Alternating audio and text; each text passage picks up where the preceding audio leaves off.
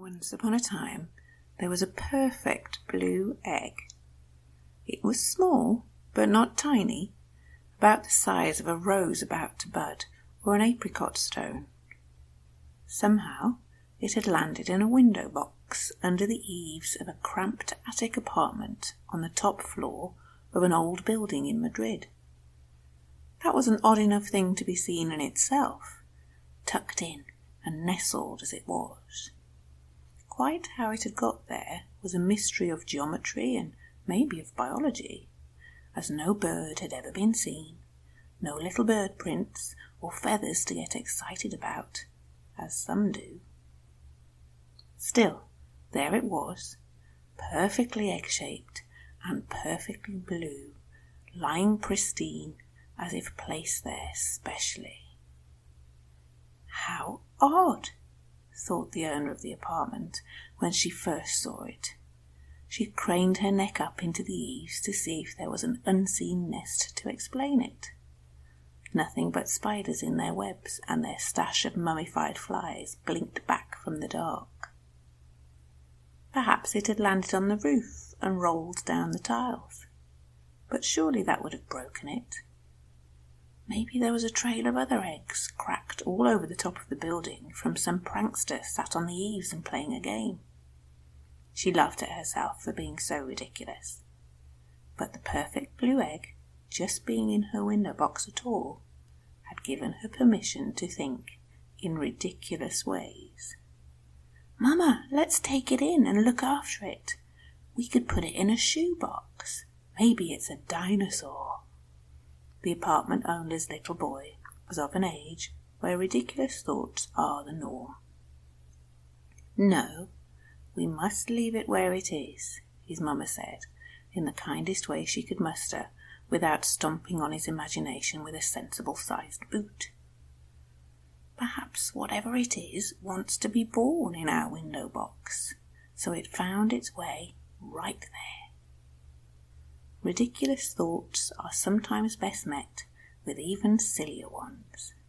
The boy and his mother exchanged quiet, wise, nodding looks. For days, the perfect blue egg went undisturbed in its new resting place. How it had got there sparked many theories at the little boy's school and even with the local shopkeepers. Everyone who heard the story took an interest in the perfect blue egg, and perhaps, due to its past being such a mystery, everyone also seemed to have a suggestion about its future. "Why don't you crack it and eat it?" That was the local baker's suggestion. Boys do like to break things open, from piggy banks to real ones, and bakers, to be fair, know the value of broken eggs. Little did anyone know, but the apartment owner had for many weeks now been waiting for a sign. Born in Morocco, she was steeped in such mysteries, moon shadows, petal swirls on water, and the particular flicker of a candle flame. She'd been taught to read them all, and plenty more besides. The perfect blue egg had been an answer. She'd been looking for a sign that her husband, away fighting in the war, was still alive. The egg was the sign of it. When they'd met, she'd joked that his eyes were the colour of sunshine skies and could stop time. The perfect blue egg, now sat in her window box, was the same exquisite shade. As long as the egg stayed intact just outside her window, within reach if she wanted to touch it, she knew her husband was still full of life somewhere. For he had sent it to her. She was sure in her heart of it. She'd woken from a nightmare one morning to find it, and had rushed to it every day since. The perfect blue egg wasn't just holding hope. It was holding a moment of time forever, and all the future too. Yes, trinkets as small as an apricot stone can be more powerful than nuclear warheads. But one day she returned from the many homes she cleaned to be able to keep her own and her little boy's. It was an ordinary day. She scurried to open the shutters wide, as had become her habit whenever she returned home, to say hello to the perfect blue egg, "Hello, my darling," to her husband. The egg was gone. Only the gentle indent of it left a trace that it had ever been. Her legs instantly went from under her, and she slumped to the floor, kneeling like a supplicant, hands at prayer at her chest. Of course, she was begging the gods to return it, making a trade, as we all have done at some point. Our Lady could not imagine going on without it. She needed to see it, just once more. But every time she dragged herself to the shutters and peered about for it, the perfect blue egg had not appeared. As the day went on, the indent of the perfect blue egg even started to collect a few specks of dust, as if to add insult to the injury of its absence. What had been a place of hope had disappeared, as we all do, and the imprints we leave have a habit of filling themselves in quickly. By the time her boy was due home from school, Our Lady had worked hard to shake herself from her silliness. Really hard. In fact, as hard as steel. How ridiculous to have pinned the sign of her darling husband's life on something as fragile as the shell of an egg. How stupid. She knew that shells of a completely different kind were what she should be worrying about, and the hard truths of war, not sentimentality and crazy thinking. Focusing on brutal news images blew all the gentleness from her. So when the boy came home, the mama he met after just one day at school had seemed to age 10 years and somehow become trussed up and mummified in the toughest of shells too.